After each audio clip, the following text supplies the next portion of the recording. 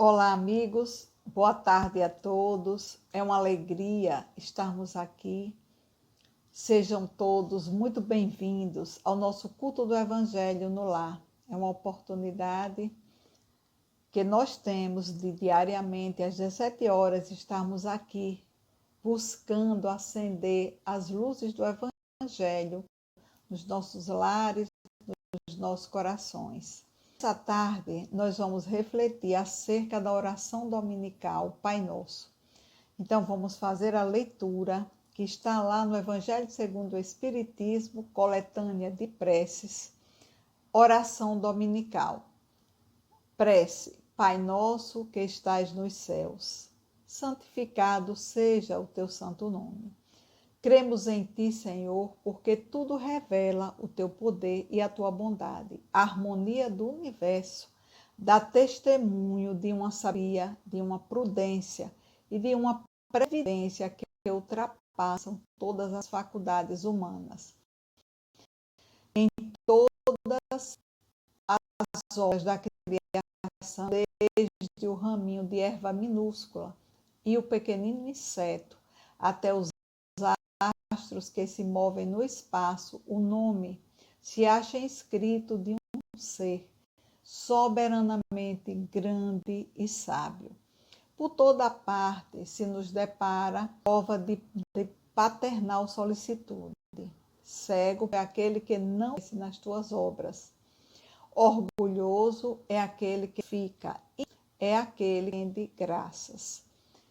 Então vamos agora fazer a nossa prece inicial, rogando a espiritualidade amiga que nos inspire, que nos conduza. Quem quiser pode fechar os olhos, pode colocar aí um copo com água para solicitar aos benfeitores espirituais que possam fluidificar. Mestre Jesus, nosso guia, nosso modelo, nós estamos aqui rendendo graças por termos essa oportunidade de refletir acerca das mensagens que estão no Evangelho, esse roteiro de luz que nos indica o que devemos fazer e o que não devemos fazer. Abençoa, ó Jesus, a todos nós. Abençoa também, Senhor, aqueles companheiros que ainda não te conhecem. Abençoa aqueles que estão passando por dificuldades, os nossos irmãos, principalmente, que estão nos hospitais. Leva, Senhor, até esses irmãos o bálsamo, o alívio para as suas dores. Nos abençoa, Senhor, hoje e por todo sempre. Então, nós vamos fazer uma reflexão hoje sobre o Pai Nosso. Essa primeira frase da oração dominical que foi ensinada por Jesus quando seus discípulos, seus companheiros, solicitaram a ele que ele ensinasse uma oração. Era comum, à época, os profetas eles ensinarem uma oração aos seus discípulos. E nessa oração, ela continha a síntese dos seus ensinamentos. No Pai Nosso, nós encontramos os deveres que nós temos, né? Para com Deus, para com o próximo e para conosco mesmo. Então, Jesus, ele iniciou a oração dominical com a frase: Pai Nosso que estais nos céus. Então, Jesus queria nos dizer, queria nos ensinar que, acima de tudo, Deus é o nosso Pai, Criador dos homens, dos mundos, das estrelas, das flores, do inseto, de tudo. Senhor da terra, Senhor do céu. E para Deus, nós somos os seus filhos abençoados. Sendo assim, nós somos no mundo uma só família. Todos nós somos pertencentes a uma família universal, unidas por um amor divino. Todos nós temos o dever de nos ajudar mutuamente, exatamente como Jesus fez. Jesus, ao passar pela terra, ele vivenciou a fraternidade pura, auxiliando, curando enfermos, expulsando aqueles espíritos que estavam obsediando, curou a sogra de Pedro, o servo do centurião, né? Curou a tantos paralíticos, cegos, muitos foram curados, até a mulher que se arrastou e tocou na sua veste e ficou curada. Então, ele vivenciou a fraternidade pura, independente de quem fosse, ele fazia o bem, ajudava, né? Então, nos mostrando assim o verdadeiro caminho para a paz. Quando nós rogamos a Deus, Pai nosso, nós estamos pedindo a Ele que nós possamos sentir nos nossos corações exatamente a paternidade divina. Sentir nos nossos corações que Ele é o nosso Pai, que nós somos partículas divinas. Sendo assim, essa expressão, Filho de Deus, ela é muito empregada, muito repetida. Nós repetimos muito, né? Eu sou filho de Deus. Mas será que nós já paramos para refletir a grandiosidade de sermos os filhos abençoados de Deus, né? O Criador de tudo? Nós precisamos parar para refletir sobre a grandiosidade de sermos filhos da inteligência suprema do universo, a causa primária de todas as coisas, o arquiteto divino. Nós somos os seres inteligentes criados por Deus à sua imagem e semelhança. Deus é bondade, justiça e nos ama tanto que nos criou à sua imagem e semelhança, né? Então, além disso, Deus também criou leis sábias, perfeitas e imutáveis. E essas leis foram criadas para a nossa felicidade. Nada sai do seu controle. Tudo está perfeitamente administrado por Deus.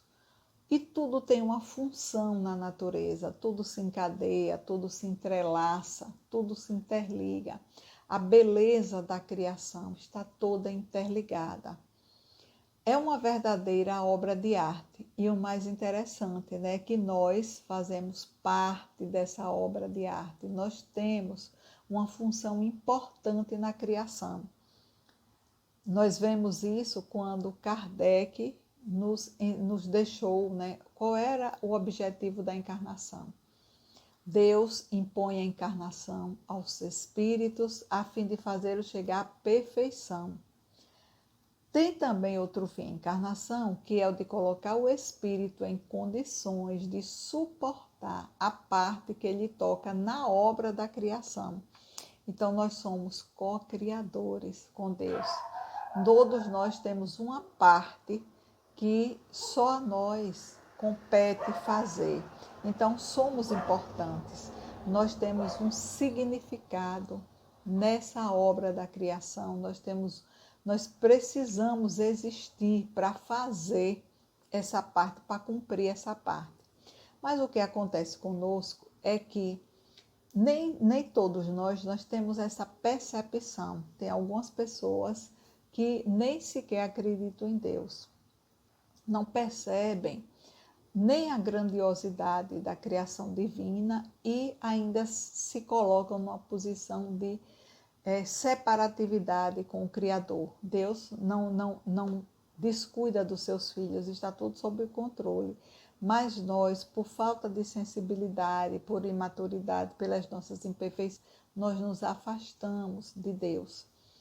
Por isso, nós estamos aqui para aprender o Evangelho, para nos fortalecermos na comunhão com Deus e assim nós podermos desenvolver sensibilidades, que com essas sensibilidades nós vamos compreendendo a natureza de Deus, né? Através dessa relação íntima com Deus, através da prece, né? Através das orações, das meditações, nós entramos em comunhão com Deus e vamos estreitando essa relação.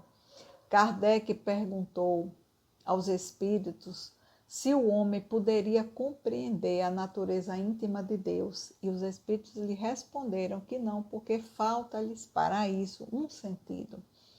E Kardec perguntou também se um dia será dado ao homem conhecer o mistério da divindade. E os espíritos responderam que quando não mais tiver o espírito obscurecido pela matéria e pela sua perfeição, se houver aproximado de Deus, ele o verá e o compreenderá. Jesus, ele via e compreendia a vontade de Deus. Foi isso que ele disse quando ele encontrou com Hanã. Lá em Jerusalém, ele disse a Hanã que ele sabia a vontade de Deus. E em outra oportunidade, quando ele teve aquele encontro com a mulher samaritana, ele também disse que ele se alimentava de fazer a vontade de Deus. Então, ele também, em outra oportunidade, ele disse, eu e o Pai somos um, porque ele compreendia a vontade do Pai, né? Então, o que é que faz com que a gente se sinta distante de Deus? Porque Deus é onipresente, onisciente, mas nós é que nos sentimos. Por quê? Por conta da nossa inferioridade, por conta das nossas imperfeições, por conta dos nossos vícios, nosso orgulho, do nosso egoísmo. São os empecilhos para compreendermos a Deus, para nos sentirmos verdadeiramente filhos de Deus. Todo pai, ele se preocupa com o filho, né? Imaginemos Deus, inteligência suprema, perfeição infinita. Claro que ele jamais vai deixar os seus filhos, ele vai deixar de proporcionar oportunidade para os seus filhos, né? Então, ele se ocupa de todos os seres da sua criação. E Emmanuel, no livro Fonte Viva, no capítulo 77, comentando esse versículo Pai Nosso, ele tem uma mensagem quando ele diz que a grandeza da oração dominical nunca será devidamente compreendida por nós, que lhe recebemos as lições divinas. E diz que cada palavra dentro dela tem uma fulguração de sublime luz. Então a gente vê que realmente essa oração dominical é de uma grandeza e que nós só vamos compreender com a maturidade quando nós formos desenvolvendo sensibilidade para compreender, né? Então, quando ele diz cada palavra dentro dela tem uma fulguração de sublime luz, evidenciando a grandeza e amplitude do Pai Nosso, que só será desvelada para o nosso conhecimento, para a nossa compreensão quando nós amadurecermos espiritualmente, né? Essa capacidade de entendimento, de percepção, ela varia de acordo com a nossa evolução. Nessa encarnação, todos nós que já estamos aqui, abrimos espaço nas nossas vidas para buscar a espiritualidade, para estudar o Evangelho, para compreender o Evangelho de Jesus, sentir e vivenciar. Nós já percebemos que, com o passar do tempo, a compreensão das coisas de Deus, das leis divinas, ela vai se ampliando nas nossas vidas. Vamos estudando, que nós vamos principalmente praticando, né? Por quê? Porque quanto maior a luz, maior a capacidade de compreensão. Jesus disse que quem anda comigo não anda nas trevas. Quanto mais nós nos aproximamos do Cristo, mais luz nós temos. Com isso, nós vamos ampliando a compreensão, a nossa compreensão, né? Então, é interessante que no Pai Nosso, nós também repetimos que seja feita a vontade de Deus, né? E muitas vezes, na nossa pequenez, nós não compreendemos a vontade de Deus. Exatamente porque nos falta essa sensibilidade. Mas se nós pararmos para pensar que Deus é Pai, é amoroso, é justo e bom, quem melhor, né, para nos dar a direção do que Ele?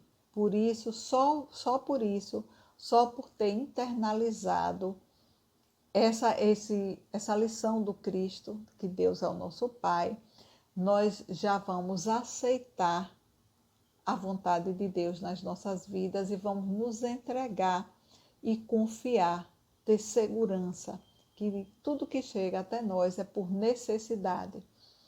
Isso é reconhecer a humildade, é nos reconhecermos incapazes, né, de saber o que é melhor para nós, que realmente nem sempre nós temos o discernimento de saber o que é melhor para nós. E Deus, a inteligência suprema, sabe. Por isso que nós repetimos: seja feita a vossa vontade.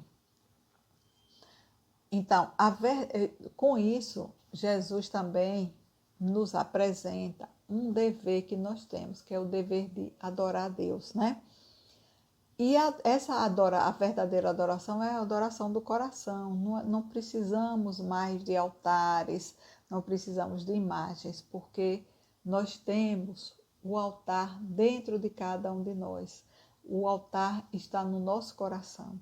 Jesus, quando ele encontrou com a samaritana, que a samaritana perguntou onde deveria adorar, se era lá na Samaria ou no templo em Jerusalém, Jesus disse que chegaria o tempo em que nós iríamos adorar a Deus em espírito e verdade, no altar do nosso íntimo, através da prece sincera, abrindo o templo dos nossos corações, nós vamos entrar em comunhão com Deus para compreender a sua vontade nas nossas vidas. Nós também repetimos muito, né, a necessidade dessa adoração antes de começar o dia, principalmente para nos prepararmos para o dia, é importante, muito importante, mas não só antes de começar, não só iniciar o dia com Deus, mas continuar todo o dia com Deus.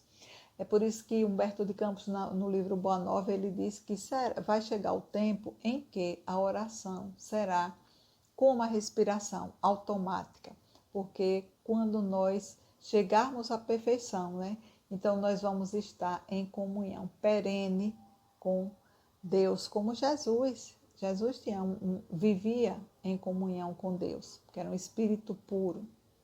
Então, nós temos que buscar não só iniciar o nosso dia com Ele, mas que possamos continuar através das nossas ações, dos nossos sentimentos, dos nossos pensamentos. E para isso é que nós devemos exercitar a vigilância, né? Vigiar e orar para não cair em tentação. Nós carecemos de oração. Precisamos da oração para nos fortalecer. A oração, ela é o alimento espiritual. E no Evangelho de João ele diz que o pão de Deus é aquele que desce do céu e dá vida ao mundo. Quando nós nos distanciamos de Deus, quando nós nos desvinculamos da espiritualidade superior, nós nos sentimos sem vitalidade, né? Então, a comunhão com Deus, ela nos fortalece, ela nos dá coragem, nos dá perseverança para enfrentar as tempestades que por vezes chegam, porque na encarnação nós temos momentos de amenidade, de calmaria, mas também nós temos momentos de dificuldades, momentos de aflições, todos nós temos. E as aflições, elas chegam para nós, chegam para os nossos amigos, sempre chegam aflições, porque Jesus disse, no mundo tereis tribulações, mas foi que ele disse, vinde a mim todos vós que estáis cansados e fatigados, e eu vos aliviarei. Nós todos somos iguais para as dores, para as tempestades que por vezes caem nas nossas vidas. Mas não devemos, né, julgar ninguém.